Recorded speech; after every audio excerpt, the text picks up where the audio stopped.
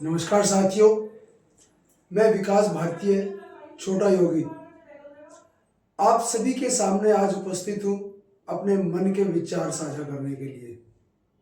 साथियों, गला साथ नहीं दे रहा है क्योंकि कल बाइक रैली निकाली थी जिसमें मातृभूमि के और श्री राम के उद्घोष किए थे, जिसके कारण आवाज बैठी हुई है। साथियों, क्या आप सभी को यह लगता है कि मैं इतना बुद्धिहीन हूँ कि मैंने जो चुनाव में जाने का निर्णय है वो लेने से पहले कुछ सोचा नहीं होगा? साथियों, मैंने सब कुछ सोचा था और इसी कारण सिर्फ और सिर्फ अपने विचारों को आप सभी के मध्य लेके जा पाऊं, उसके लिए यह मैंने प्लेटफॉर्म बनाया है। क्योंकि चुनाव अब 5 साल बाद आएंगे। साथियों, एक चीज बताइए मुझे, जिस भी व्यक्ति को आप चुनाव जिताना चाहते हैं, क्या वो चुनाव जीतने के बाद आपके साथ खड़ा होगा? पिछले 2 कार्यकाल से जिसको मैं पूरा एक्टिव होके देख रहा हूं, क्या वो व्यक्ति पिछले 10 साल में किसी कार्य के लिए खड़ा हुआ है आपके साथ?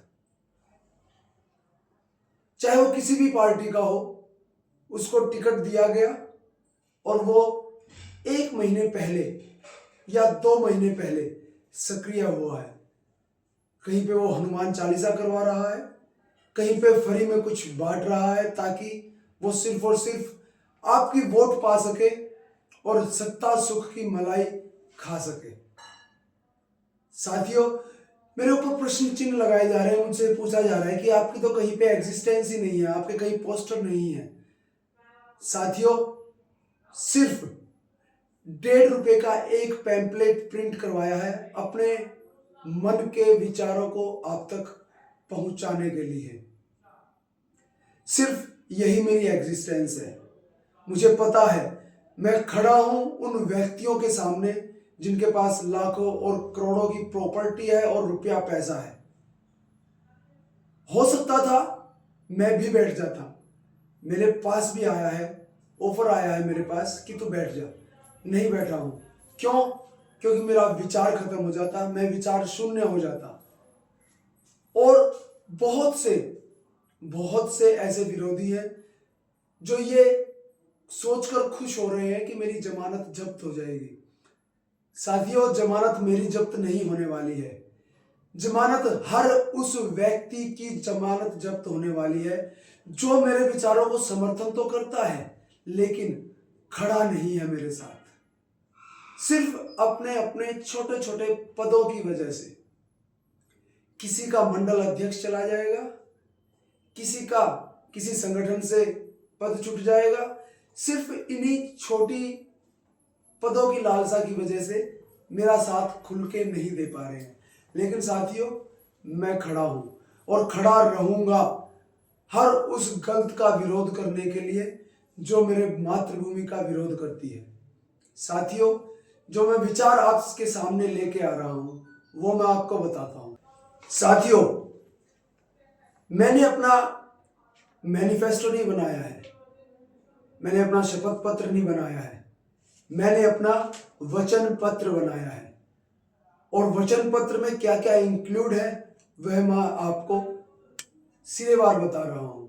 आप सभी से निवेदन है कि मेरी इस वीडियो को आप जरूर साझा करेंगे आप अगर मेरे इन वचन पत्रों में से किसी एक से भी अपना विचार मिलाते हैं तो। सबसे पहला, राष्ट्रवाद। साथियों, धर्म विरोधी, राष्ट्र विरोधी व जिहादी मानसिकता को उनके परिणाम तक पहुंचाने के लिए एवं कानून व्यवस्था को सुधारने के लिए मैं वचनबद्ध हूं। जो व्यक्ति मेरी मातृभूमि की जय नहीं करता, जो उसके विरोध कार्य करता है, मैं उसका विरोध हर तरह से करूंगा। जितनी मेरे अंदर शक्ति होगी मैं उसका उतना पुरजोर तरीके से विरोध करूंगा। दूसरा, मेरी मातृशक्ति। बेटियों की स्कूल की छुट्टी के समय पुलिस के राउंड बढ़वाना, अगर कोई जिहादी किसी बेटी को बहला फुसला कर ले जाता है तो उसको उचित परिणाम तक पहुंचाना, अपने क्षेत्र में मातृशक्ति के लिए एक सेंट्रलाइज्ड नंबर शिकायत के लिए उपलब्ध कराना। साथियों, आपने स्वयं देखा होगा कि हमारी लड़कियों की स्कूल की छुट्टी होती है और जो मनचले होते हैं और जिहादी सोच के जो हमारी बहनों और बेटियों को बरगलाते हैं उनके आगे पीछे घूमकर, क्यों? उनकी मानसिकता हमारे धर्म के विरुद्ध है। उन सभी को अभी तक भी हम परिणाम तक पहुंचाते रहे हैं और आगे भी अगर आपने और ज्यादा शक्तियां दी तो उनको और ज्यादा पुरजोर तरीके से उनके परिणाम तक पहुंचाया जाएगा।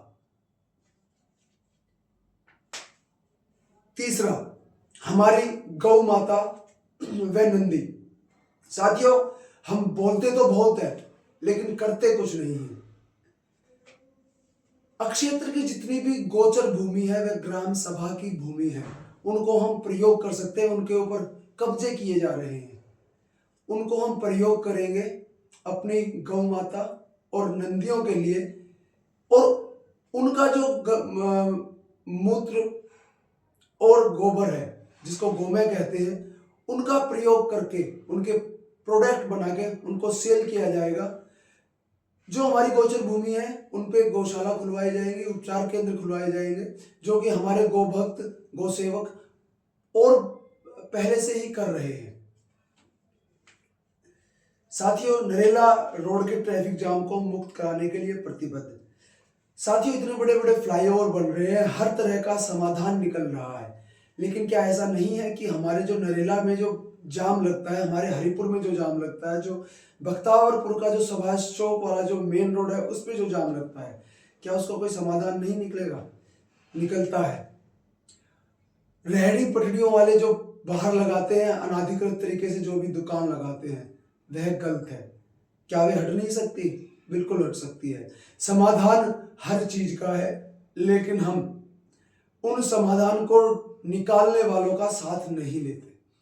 हम सिर्फ यह समझ देते हैं कि मेरी जो सोच है वो सर्वोपरि है, मेरी सोच से आगे कोई मायने नहीं रखता, जो कि गलत है। साथियों, अगला विषय है नरेला विधानसभा में साइंस सेंटर खुलवाकर युवाओं को गलत रास्ते पर जाने से रोकने का विकल्प उपलब्ध कराना व हर वार्ड में स्पोर्ट्स सेवाएं उपलब्ध कराना। साथियों, आज के समय में हमारे जो नौजवान बच्चे हैं वे गलत संगत में पढ़ के गलत डायरेक्शन में जा रहे हैं। उनके लिए हमारे जो स्कूल हैं, सरकारी स्कूल के अंदर जगह काफी है, उसमें सिर्फ Sai sports authority of India के सेंटर खुलवाने हैं, अच्छे कोचेस वहां पे पहुंचने चाहिए। परिणाम बहुत ही सकारात्मक मिलते हैं और मिला भी है। हमारे हरिपुर अलीपुर के गवर्नमेंट गर्ल्स स्कूल की एक लड़की अभी खो खो के मैच में इंटरनेशनल खेल के आई है, जो कि स्वर्ण पदक जीत के लाई है। उसका अभी 3 दिन पहले स्वागत किया था। साथियों, परिणाम ऐसे निकलते हैं। सिर्फ एक सेंटर खो खो का खोलने से स्वर्ण पदक हमारा इंटरनेशनल लेवल पे आ गया है। तो जो इतने सारे स्कूल हैं हमारे नरेला विधानसभा में, क्योंकि नरेला विधानसभा से दूसरी तरफ दूसरे विधानसभाओं में तो स्टेडियम भी अवेलेबल है, लेकिन हमारी विधानसभाओं में इस तरह की कुछ सुविधाएं उपलब्ध नहीं है। ये सुविधाएं हमारे नौजवान बच्चों के लिए उपलब्ध कराना, ताकि ज्यादा से ज्यादा परिणाम मिल सके। साथियों, प्रोफेशनल करियर के लिए काउंसलिंग और कोचिंग सुविधाएं उपलब्ध कराने के लिए वचनबद्ध। हमारे यहाँ पे जितने भी करियर काउंसलिंग और प्रोफेशनल कैरियर्स हैं, उनके लिए यहाँ पे कोई भी सुविधा उपलब्ध नहीं होती। या तो हमें कैंप जाना पड़ता है या फिर जनकपुरी वगैरह जाना पड़ता है। साथियों, हमारी यह सोच है कि हमारे नरेला विधानसभा में ही एक ऐसा केंद्र खोला जाए जिसके अंदर हम प्रोफेशनली उनको शिक्षा दे सके, उनमें आगे जाने के लिए, और उनकी काउंसलिंग भी की जा सके। साथियों, हरित क्षेत्र बढ़ाना। हमारे आसपास में जो सरकारी जमीनें हैं उसके ऊपर हरित क्षेत्र व जो सोलर प्लांट होता है उनको ज्यादा से ज्यादा बढ़ावा देना, सरकार की तरफ से जो फैसिलिटीज है उनको लेकर। सरकारी कार्यालयों में पारदर्शिता व जवाबदेही सुनिश्चित करना। साथियों, किसी भी ठेकेदार को कोई भी कॉन्ट्रैक्ट मिलता है और कोई भी पावर में आया हुआ व्यक्ति अगर उससे वो कमीशन लेता है तो एक चीज का जवाब दीजिए मुझे कि वो अच्छे गुणवत्ता वाला प्रोडक्ट कैसे लगाएगा, क्योंकि वो भी तो अपने बाल बच्चों के लिए कुछ कार्य कर रहा है। तो साथियों, पारदर्शिता अवश्य लाई जाएगी हमारे नरेला विधानसभा के सभी विभागों में। जल प्रदूषण को नियंत्रित करने के लिए वाटर ट्रीटमेंट प्लांट लगवाना। साथियों, जल प्रदूषण बहुत ही बड़ी समस्या है, क्योंकि नाले बहते रहते हैं लेकिन उसका जो गंदा पानी होता है वो जाके हमारे यमुना जी में ही मिलता है। अगर जो यमुना जी से मिलने से पहले ही अगर उसमें कुछ ट्रीटमेंट कर दिया जाए तो शुद्ध पानी यमुना जी में जाएगा, ताकि यमुना जी और ज्यादा गंदी ना हो सके और हमारे आसपास के वातावरण में गंदगी ज्यादा ना फैले। तो ये जो खत्ते आ रहे हैं हमारे नरेला विधानसभा के अंदर, पूरे दिल्ली का कचरा अगर जो एक पर्टिकुलर एरिया के अंदर डाला जाएगा तो यह कहाँ तक सही है, और बहुत जगह हैं उनको उस तरह से डिस्ट्रीब्यूट करना चाहिए। तो साथियों, मैं विकास भारतीय, अब तो मैं अपना जो नाम है वह भी जाति को आगे ना बढ़ाने के कारण लेना भूल गया हूँ। साथियों, मैं विकास भारद्वाज इन सभी विषय को लेके आप सभी के सामने एक स्वतंत्र उम्मीदवार के तहत आप सभी के मध्य आ रहा हूं इस चुनाव में, और सिर्फ आपकी एक वोट मांग रहा हूं। उस वोट से मुझे बल दीजिए, ये जितने भी विषय मैंने बताए हैं इनके ऊपर 100% कार्यवाही होगी। ये मेरा वचन है आप सभी नरेला विधानसभा की जनता को। जय मातृभूमि, जय भारत।